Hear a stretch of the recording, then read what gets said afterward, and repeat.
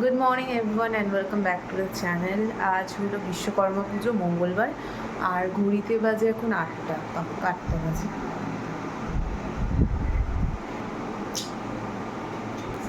আর আমি এখানে complete ready. এই শাড়িটা হচ্ছে পিসি আমাকে দিয়েছে পরশু দিনই, তো ভাবলাম আজকেই নিয়ে ফেলি, কারণ আর তো পরা হয় না, কোনো অকেশন থাকে না। আর পুজোতেও আছে শাড়ি অনেকগুলো, 2-4টা আছে, তো এটা ভেঙেই ফেললাম আজকে।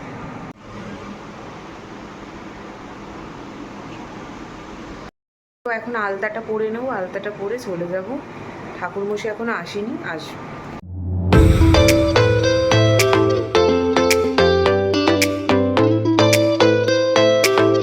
সর্বমঙ্গলমঙ্গলং বরেণ্যং বরদং শুভম নারায়ণ নমস্কৃত্রিয় সর্বকর্মাণিকারয় ওং মাধব বাচি মাধব হৃদি স্মরন্তি সাধব সর্বে সর্বকার্যেষু মাধব। ওং শ্রী মাধব ওং শ্রী মাধব ওং শ্রী মাধব।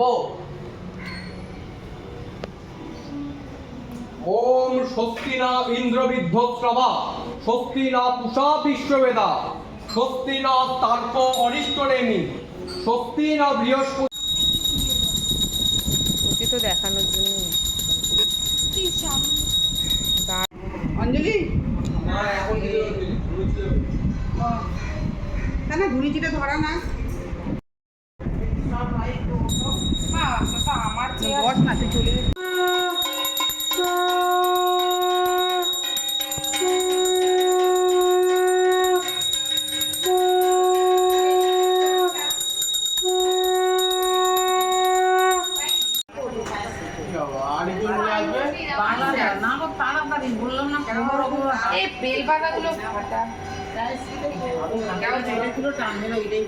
বেডশিটটা চেঞ্জ করে দিলাম। এটা একবারই পেতেছি, বেডশিটটা খুব সুন্দর, আজকে এটাই পাতলাম। শাড়ি পরলাম আজকে, সবসময় তো নাইটি ফাইটি পরে থাকি, তো পুজোর দিন একটু শাড়ি পরেই থাকবো। ছেলেকে এখন ব্রেকফাস্টটা করাবো, 10টা বাজতে যায়, আর আমি নিজেরা একটু চা খাবো। আর বাকি খাওয়া দাওয়া তো সব আজকে ছাদে হবে, ছাদেই রান্না, ছাদেই খাওয়া দাওয়া। হ্যাঁ, তুমি ব্রেকফাস্ট করেছো? কি খেয়েছো? বলো। ওটস। সব রান্নার জোগাড় চলছে, ছাদে রান্না হবে। পেঁয়াজ সব নিয়ে আসা হয়েছে। আমার দায়িত্ব পড়েছে মাটন করার। ওই যে সব থালা বাসন সব চলে এসেছে। সকালে হচ্ছে আলুর দম,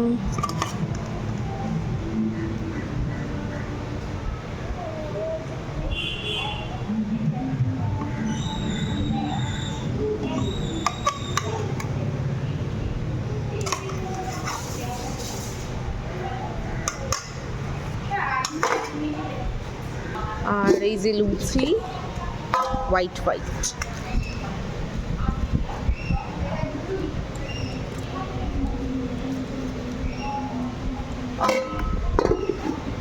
লুচি টুচি খাওয়া শেষ, এখন রান্নায় চলে এলাম। এই যে কাতলা মাছের রেজালা হবে, সেটা তানিয়া রান্না করবে। ও তো মাছগুলোকে একটু নুন দিয়ে শুধু ম্যারিনেট করে নিয়েছে, আর কিছু না।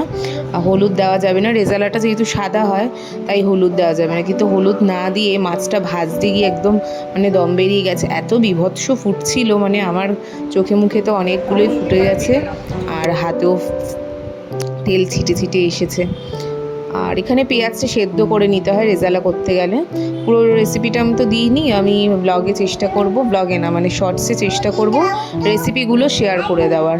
আর কাকিমণি এখানে ভেজ ডাল রান্না করছে, মানে আমরা এক একজন এক একটা রান্না করছি, কিন্তু হেল্প করছে ছোটো কাকু। মানে সব থেকে জরুরি যেটা হচ্ছে হেল্প, রান্নার সাথে জোগাড় দেওয়া যেটা, সেটা কিন্তু অনেকটাই ছোটো কাকুই করে দিয়েছে, নাহলে কিন্তু আমরা পারতাম না।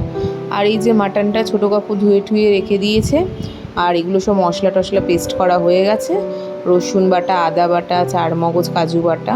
চারমগজ কাজুটা যাবে তোমার মাছের মধ্যে। আর ছোটো কাকু কাঁচা লঙ্কাগুলো বেছে দিচ্ছে, পেস্ট করতে হবে, কাঁচা লঙ্কাটা পেস্ট করা হয়নি। ইভেন মাটনটা ম্যারিনেটও ছোটো কাকুই করে দিচ্ছে। আমি মশলাগুলো দিয়ে দিচ্ছিলাম আর ছোটো কাকু ম্যারিনেটটা করে দিচ্ছিল।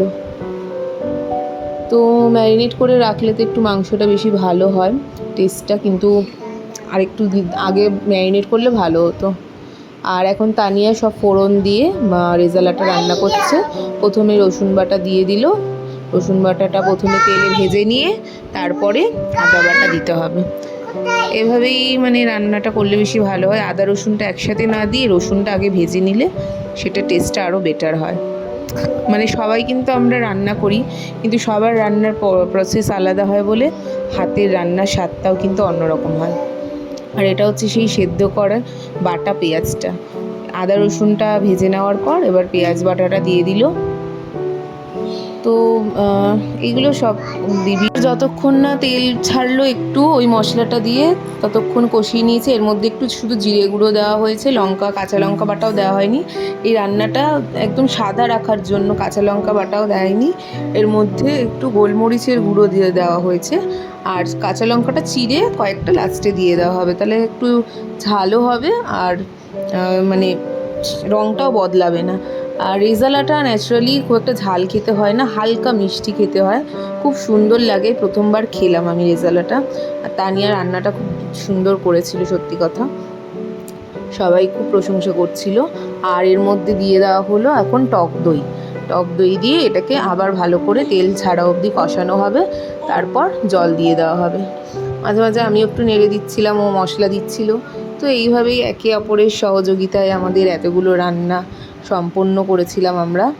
আর কাকিমণির ডালটাও এদিকে প্রায় রেডি, লাস্টে ঘি দিয়ে দেওয়া হচ্ছে আর একটু ভাজা মশলা জিরে, ভাজা মশলা বলতে ওই জিরে ধনে গুঁড়ো আর একটু গরম মশলা গুঁড়ো সব কিছু দিয়ে ব্যাস ডালটা নামিয়ে নিতে হবে। আর সব কটা রান্নাই সত্যি খুব খেতে ভালো হয়েছিল, মানে একদমই বাড়িয়ে বলছি না, সত্যি খেতে ভালো হয়েছিল। আর এখানে দেখো গ্রেভিটা ফুটে গেছে, তো ভাজা মাছগুলো দিয়ে দেওয়া হচ্ছে। আর এখন আমি মাটনটা করতে চলে এলাম। প্রথমে তো আলুগুলো একটু লাল করে ভেজে নিয়েছিলাম, দেখলে মাটনের আলুগুলো একটু লাল লাল করে ভেজে নিলে ভালো হয়। আর তার সাথে একটু চিনিও দিলাম ফোড়নে, রঙটা খুব ভালো আসে তাই জন্য। এবার পেঁয়াজ দিয়ে দিচ্ছি যতটা লাগবে। এখানে 3 কিলো মাটন রান্না করা হয়েছে, তো 3 কিলোর জন্য এখানে প্রায় 1 কিলো পেঁয়াজ আছে, যতটা আমি আন্দাজে বলতে পারছি, কারণ পেঁয়াজগুলো আমি কাটিনি, পেঁয়াজগুলো রাত্রিবেলায় কাম্মা কেটেছিল। তো আমি ঠিক যতটা আন্দাজে হচ্ছে যে 3 কিলোর জন্য 1 কিলো দিলেই ভালো। আর কিছুটা পেঁয়াজ ম্যারিনেশনের সময়ও মাখানো হয়েছে। আর ম্যারিনেটেড মাটনটা এখন দিয়ে দেওয়া হলো। এবার এটাকে ভালো করে কষাতে হবে। এই কড়াইটা না ছোটো হয়ে গেছিলো, তাই জন্য আবার মাটনটাকে অন্য কড়াইতে ট্রান্সফার করতে হলো, না হলে আর একটুখানি মানে বড় জিনিসে রান্না করা ভালো। মানে একদম কানায় কানায় লেগে যাচ্ছে এরকমভাবে রান্না করলে আমার মনে হয় কি যে টেস্টটা অতটা ভালো আসবে না। একটু বড় জিনিসে রান্না করলে জিনিসগুলো ভালো করে কষবে মজবে, তাহলেই কিন্তু টেস্টটা ভালো আসবে। তো এখানে রান্নাবান্না প্রায় হয়েই এসেছে, মাটন হচ্ছে আর এদিকে চিকেন কষাটাও আমি বসিয়ে দিয়েছি। তো ওদিকে ছোটো কাকু মাটনটা নাড়া দিচ্ছে আর আমি এদিকে চিকেন কষাটাও প্রায় করেই ফেলেছি। মশলাটা কষানো হয়ে গেছে, চিকেনগুলো এবার সব দিয়ে দিলাম, তাহলেই রান্না হয়ে যাবে। লাস্টে পাঁপড় ভাজা আর বেগুনিটা বাকি থাকবে। মাটন থেকে দেখো অনেকটাই জল ছেড়ে দিয়েছে, আর মাটনটা বেশ ঝাল ঝাল খেতে হয়েছিল। মানে আমার পার্সোনালি মনে হয় যেন মাটন একটু ঝাল ঝাল না হলে ভালো লাগে না, যদিও আমি খাই না, ছোটোবেলায় খেতাম, তারপর জানি না কি হলো মাটনটা আর খেতে পারতাম না, ঘেন্না করতো, গন্ধ লাগতো, তাই জন্য আর খেতাম না। ইভেন আমি ছোটোবেলায় চিকেন খাওয়াও ছেড়ে দিয়েছিলাম। একবার মানে বাবার সাথে বাজারে গিয়ে চিকেন কাটা দেখেছিলাম ছোটোবেলায়, মানে মুরগিটা কাটছে, সেটা দেখে আমার এত ঘেন্না লেগেছিল যে সমস্ত মাংস খাওয়াই আমি ছেড়ে দিলাম। ওই যে তখন দিয়ে মাটন আর চিকেনটা খাওয়া ছাড়লাম, পরে একদিন চিকেনটা আমি খেতে শুরু করলাম, মানে মা রান্না করছিল দেখে মনে হলো কি একটু খাই, তো চিকেনটা খাওয়া শুরু করতে পারলেও মাটনটা আর আমি খেতে পারিনি। তো ভালোই হয়েছে, বেশি খাওয়া ভালো না, এই সমস্ত না খাওয়াই ভালো। আর চিকেন মাটন সব কমপ্লিট, পাঁপড় ভাজাও হয়ে গেছে, বেগুনি ভাজাও হয়ে গেছে। চাটনিটা মামুনি করেছে, নিচে ছিল বলে আমি দেখাতে পারলাম না। এই যে সমস্ত মেনু, ভাত, ভেজ ডাল, তারপরে কাতলা মাছের রেজালা, মাটন, চিকেন, আর ওদিকে চাটনি, পাঁপড় আর ডালের সাথে বেগুনি। এখন সবাই খেতে এখানে যে গেছে স্যালারিটা বড় কথা না, মানে শেখার সুযোগ প্রচুর, বুঝলে? কালকে তো ভিডিও বানাচ্ছে কালকে তো ওকে ব্লগে দেখতে পাবে না। সবাই মিলে যে মাছটা সত্যি ভালো হয়েছে অসাধারণ টেস্টি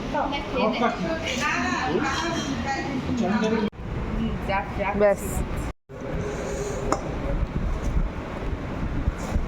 মাছ রান্না করলি মাছ খাবি না? আমি রাতে খাবো হাফ তো তো বাজে এখন 4:30, এইমাত্র আমাদের সব খাওয়া দাওয়া শেষ করে নামলাম। এখনও একটা ব্যাচ চলছে, মানে মামনি কাকিমণি ওরা ছোটো কাকু ওরা খাচ্ছে। আমি এই আগের ব্যাচটাতেই খেয়ে এলাম। এখনও অনেক কাজ আছে, ওপরে সব ঢাকা টাকা দিয়ে রাখতে হবে, খাবার দাবার ছাদেই রয়েছে। কিন্তু এখন একটু রেস্ট নিয়ে নিই, কোমরটা একটু রেস্ট দিতে হবে, অনেকক্ষণ ধরে কাজ করেছি। করে দেখি, জলের বোতলটা তোল। আর 6:30 নাগাদ এলাম একটু বাপের বাড়িতে। বাপের বাড়িতেও তো আমার পুজো হয়। আর বোন রান্না করেছে, বোন রান্না করেছে চিলি চিকেন আর চিলি ফিশ, চিকেন নয়। আর বাবা এনেছে রুমালি রুটি দিয়ে চিলি ফিশ খাওয়াবে। এই যে জামাই খেতে বসে গেছে। You put down the phone